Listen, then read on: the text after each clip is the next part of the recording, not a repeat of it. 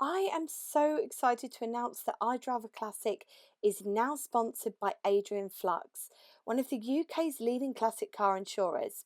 If you're looking for classic car insurance, I've popped a link to Adrian Flux in the description box below. Hi guys, it's Steph from iDriveAClassic and today I'm back with our last video of 2020. It's the Triumph 1500. And in this video today, we're going to take a look around this fantastic example of a front-wheel drive Triumph 1500.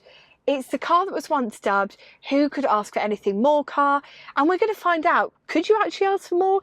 Is there more that they possibly could have done to make this car an exceptional car in the Triumph lineup? Well, we're going to start off by taking a look around the outside. With less than 250 left on the roads of the UK today, the Triumph 1500 is a car which you rarely see outside the world of car shows. So when I got offered this daily driven example for a video, I jumped at the chance. The Michelotti designed 1500 was the successor to the 1300. The front-wheel drive element of the car was retained, but the body was given a makeover to take the 60s styling of the 1300 and create a more 70s feel for the 1500. All the cars were four-door with the 1500 engine, and as we look around the car, you'll see many changes from that earlier 1300, including the twin headlamps, the new grille, the rear light clusters, but there are many improvements and benefits to the 1500 which you don't necessarily see as well, including things like the pre-engaged starter motor, the servo-assisted brakes, and the new rear suspension. And overall, there were 40 changes and new special features on the car, which were built in for three reasons: luxury, comfort, and safety. Now, really interestingly, for a 70s car of this calibre, the seats were designed with real comfort in mind, and the fabric that you'll see once we sit inside the car on the seats is made with perforations within the material.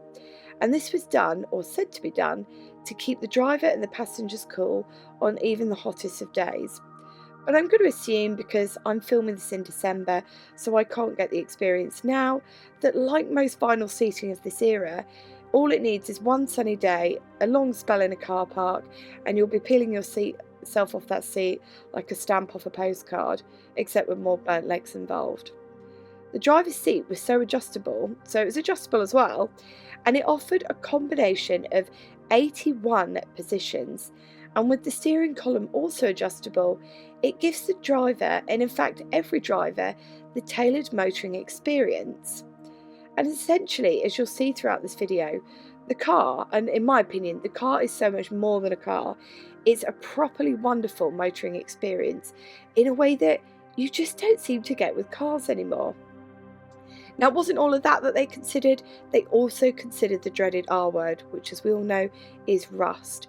And so the body on these was rust-proofed, but according to Kev, this was pretty rusty when it arrived, so perhaps it wasn't as good as they would have hoped. And we also start to see the beginnings of safety features.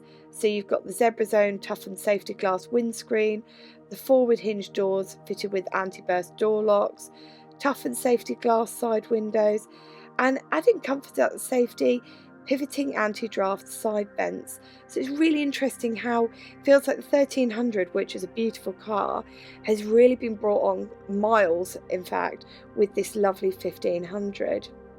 Now, I mentioned the new rear suspension on these, but as a package, the suspension was pretty well thought out actually, and as you'll see when we go driving, it really makes a difference to the whole experience.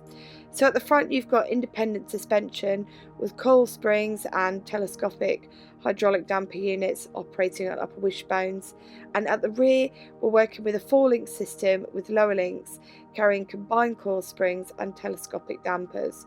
Links attached to tubular beam axle and body with inner sleeve type rubber bushes. So it's a pretty good setup there actually. Steering on these is great as well. We've got rack and pinion, and it's really precise actually, which you'll see when we go driving, and it's 3 turns lock to lock. The brakes on these are caliper disc brakes to the front, self-adjusting jumps to rear, with that servo assistance on the brakes that I mentioned earlier. So Triumph had the styling, the consideration to driving experience, and to some extent the safety aspects all neatly wrapped up. But as we all know, and especially petrol heads out there will know, no car's complete without decent performance. And to be honest, the Triumph 1500 doesn't really let down on that side either. So I wasn't expecting masses of this because, of course, it is a 1500, but you've got the fully synchro 4 forward speed box on this and the 1500 engine, so it's nice to drive anyway.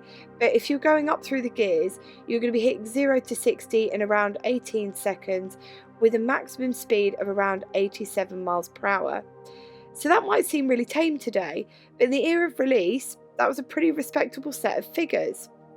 Now, before I hand over to Kev, I just wanted to note, because of course that 1500 was made from 1970 through to 1976, but we're testing the 1500 today. So 1500 front wheel drive, so made from 70 to 73, but they did also do this 1500 TC, which was a rear wheel drive, and that ran from 73 to 76. So when I'm talking about the driving experience, etc., when driving this is referring to this car exclusively. Now that's enough from me. P.S. those are those perforated seats. It's time to hand over to Kev, who you may recognise from some of our videos earlier this month. Hi, my name's Kevin Hurst and I have a confession to make. I am a caraholic. Now, I will explain what that means, basically, and I'm sure most people can identify with this. This is my 1971 Triumph 1500 front-wheel drive, affectionately known as Henry. I bought Henry last year, having drunk far too much wine and far too much beer, and I was flicking through the Facebook marketplace and this came up, and I thought, oh, that looks nice. So immediately got in contact with the bloke, sent him a message, what's the situation with it? And he said, well, I've just put it on and I've had 30 people interested in buying it. So I thought, oh, I've got to have that. Through several pints and lots of rose-coloured spectacles, I bought it there and then, full asking price. Thought, that's good. That was it, done.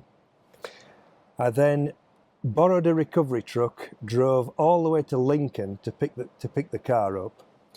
And when I got there, the car was in a bit of a sorry state. The sills were gone. It was definitely not as described.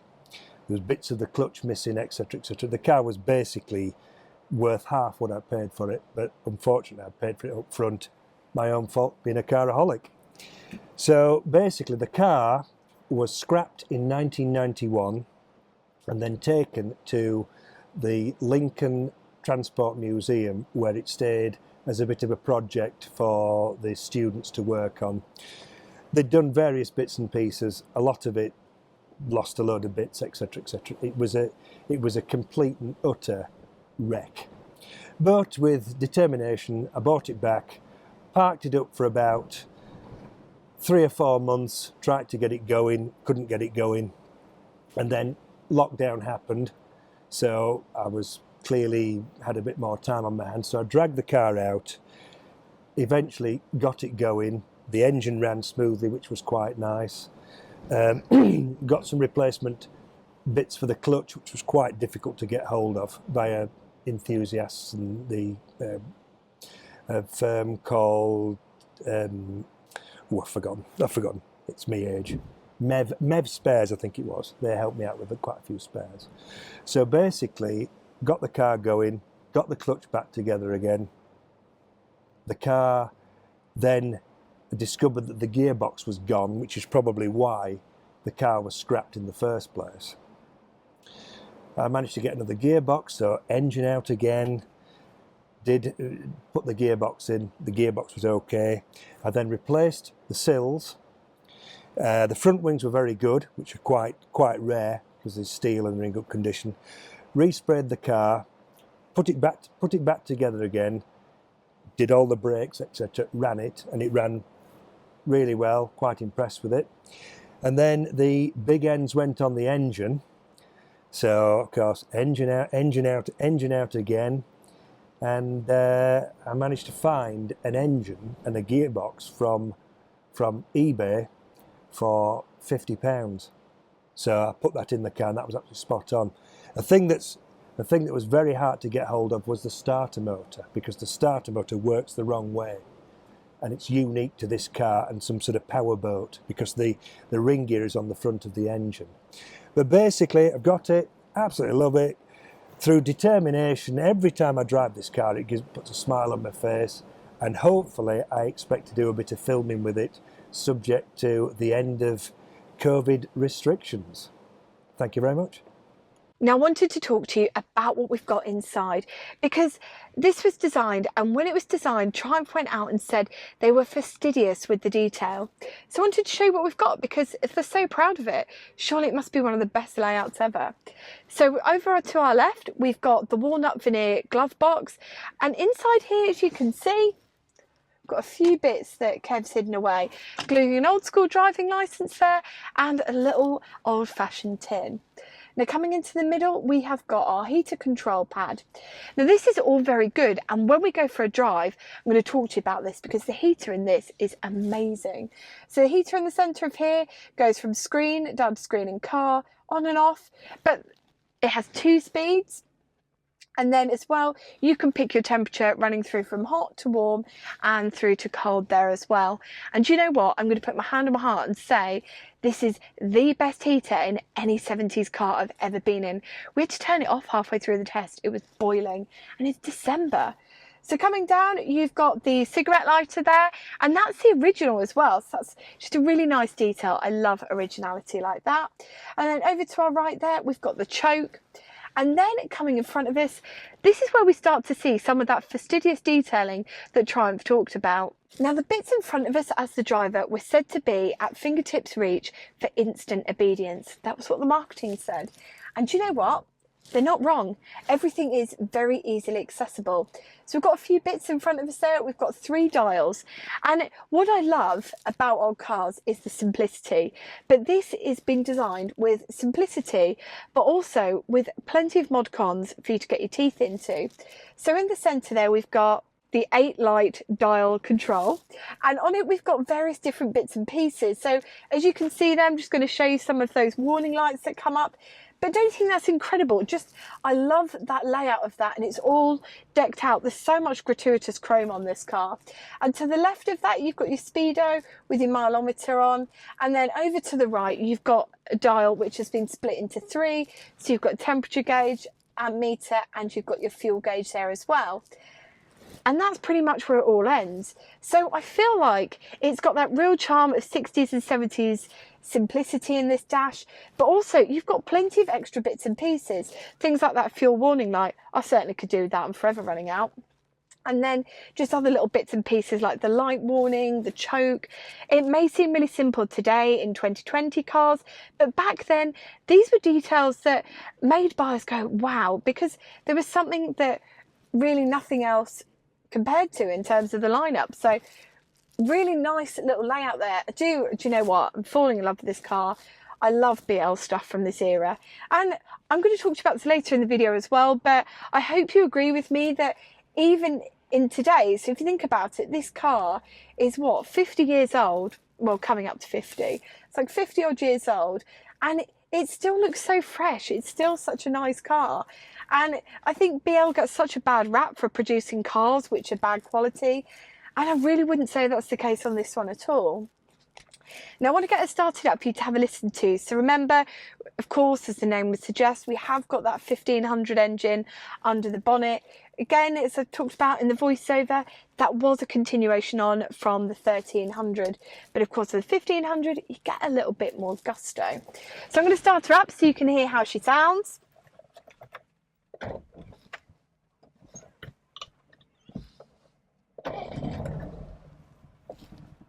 So as you might be able to hear there,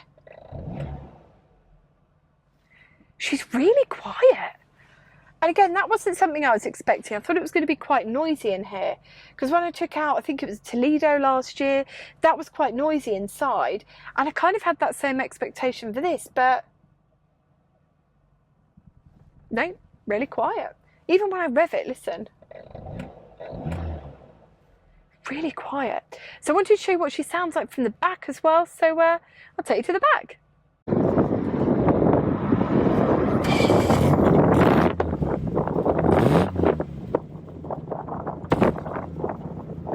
Now this gearbox is longitudinal and it's positioned under the engine, and it feels a little bit stiff and a little bit strange when changing gears. So I wanted to try and show you this. So go up into first, and you can really feel that it's taking a bit to get that in. That's into second, up into third, down into fourth. Now to get this into reverse, we have to push this right over, and then it does take a bit. There you go. And that brings us up into reverse there. But as you can see, when I'm out driving, it does start to feel a bit easier, but at first it's a little bit bizarre. But hey, it doesn't take away from the driving experience too much. Now we're in first gear and we're going to set off for a lovely Yorkshire countryside drive.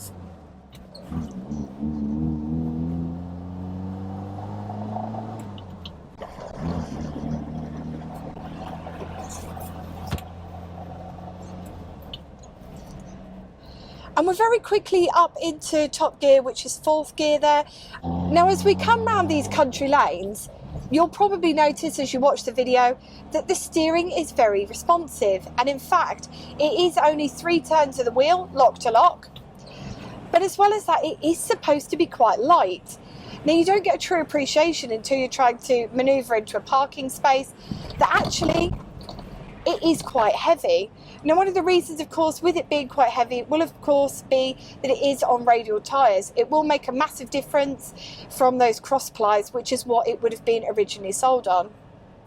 Now, the 1500 was a really big step up from the 1300 because not only did you get the superficial things like the exterior styling and those wider seats, which, by the way, are very comfortable, you also got other bits that maybe you couldn't see. So one of the first things is, and one of the most important things is, especially for a car in 1970, is you do get those disc brakes up front and you get those self-adjusting rear drums to the back. Now, all of that is great on its own, but you've also got servo assist on this. So actually, as we stop, and I'll just show you because we've got no one behind us, even as we go down quite a steep hill, you've still got a fairly quick stop there. Which means that driving something like this in modern traffic just feels a little bit more viable, because as you can probably see, as we've got all these people coming towards us, whilst we're being nice and considerate, the modern driver isn't always as considerate as us. Now, I don't know if you can see there, but the gearbox has taken a little bit to get my head around, and part of that is because this being a front wheel drive, that gearbox and the way it's been designed, that gearbox is under the engine. So instead of it feeling quite what I would call normal in the way that I would drive the Marina, this feels very much like you're almost thrusting upwards. Very strange. So the steering on this, as I've already said, is very, very heavy. If I had to compare it to something, I'd say it's probably up there with that Lada that we tested the other week. But it doesn't really detract from it. I think if you were used to driving something a bit more modern with assisted steering, then I think you probably would think, oh, this is a bit too much and it would take away. But, you know, I've been driving old stuff my whole life, so it doesn't massively bother me. So one of the things that I really like about this car, that I can really overlook that heavy steering and the really stiff gearbox. So as you can see, even when we change down, it's really like you have to put a bit of power behind it. It is so usable as a daily car. So I've talked about those brakes, of course, got rack and pinion steering on this, so it's nice. To be honest, it is very responsive, which makes it quite a joy to drive. And as well as that, that nippy 1500 under the bonnet is really good for keeping up with everything around you. So actually, when we take this out, when you look at it in a car park and you think, my goodness, can't believe Kev's using that as a daily, when you come out into it and you start experiencing it as the driver, you start to see how viable it is as a daily car. So that suspension that I talked about in the voiceover earlier on, as you can feel as we drive along, we're hitting some pretty rubbish roads, to be honest, like, because we're out in the countryside, so some of them are a bit potholy, a bit rocky, but the car's handling it all very, very well. And I really came into this with zero expectation. I thought, oh, you know, I don't really know what to expect. Is it going to be a bit, you know, is it going to feel a bit dated? Is it going to feel a bit tinny? And it doesn't at all. It's so, so nice, honestly. For you at home watching, it's so nice to drive. In terms of quality and the quality of the build, which I think is something that maybe doesn't always come across in videos, because I think it's something you have to see in person to get a real tangible feel for. it feels very, very well made. So as we drive, there are no knocks, rattles, bangs, squeaks. I mean, yeah, Kev has done a lot of work and I think that's probably helped, but you can usually tell a well-made car from the offset. You know, if it's badly made, put as much money into as you want, it's still going to feel like a badly made car. But this feels really nicely put together. You know, it's everything from that wood trim on the dash through to the thoughtful layout of everything. It just feels like a really, really nice car.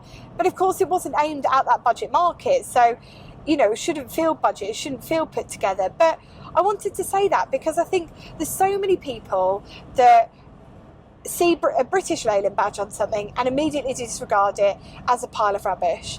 And you know what? This car couldn't be further from it. It's lovely to drive once you get your head around that steering and you get into a feel for that gearbox that needs a bit of gusto behind it. The handling is superb. As you can see, we barely have to move the wheel as we overtake. We're getting 0 to 60 in less than 15 seconds, which is good for the time. And it's not noisy inside the cabin. That's another thing. You know, I'm not hearing all the wind coming through the quarter lights and stuff. So all in all, it's a really enjoyable little drive. Shame there's not more about, because this would make a fantastic daily for myself. Lovely seating position, great visibility, and a car which I think truly defies that horrible reputation that British Leyland have for producing poor quality cars with a rubbish driving experience. So I really hope you've enjoyed the last video of 2020. 2021 is just around the corner and we've got plenty more cars coming up, plenty more exciting videos, and I hope to see you there. So if you haven't subscribed already, press that subscribe button, and until next time, take care and drive safely.